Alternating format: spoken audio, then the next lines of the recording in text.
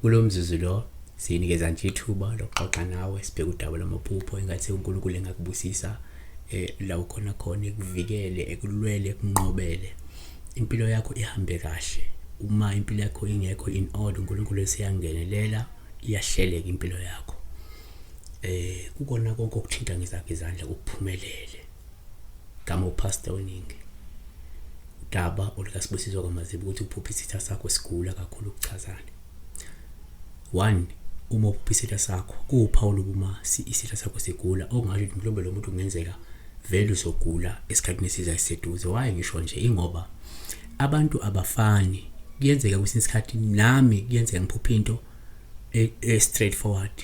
So sometimes umuntu nomuntu kukhona amaphupho kuya afika abe straight, kuyenzeka amanye afike opposite adinga ukuchazwa yabona. So kungenzeka uma li straightforward liphupho lisho nje ukuthi hayi isitha sakho mhlawumbe vele siyagula la sekhona khona impilo ihambe kahle. Kodwa nako kubalile funa sisho. Number 2, uma uphupha isitha sakho uPaul ushe uma isitha sakho sigula.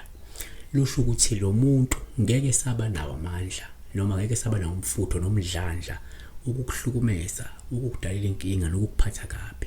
Luka 20:43 ngize ngenze izitha zakho zibeke isenabelo sezinyawo zakho.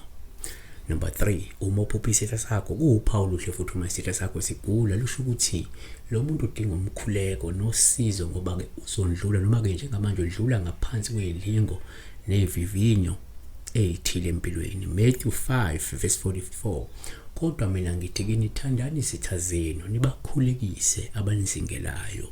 Azivale ke ngako ukuthi okwesine esingakusho futhi ukuthi uma uphupha isitha sakho kuPaul uma isitha sakho sigula lusho ukuthi lo muntu uyaqwashiswa ngokuthi uzobhekana nesikhathi esinzima esizomlethela ukujabha nokuphatheka kabi emoyeni.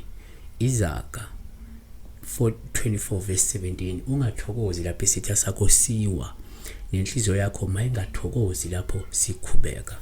So iphupho lingasho lokho ukuthi liyakwaqala ukuthi hayi nawo lo muntu udlula kulesi simo kodwa kusho phela ukuthi thokoza. Noma lisho lo muntu uzobhekana nesimo esinje emkhulekise.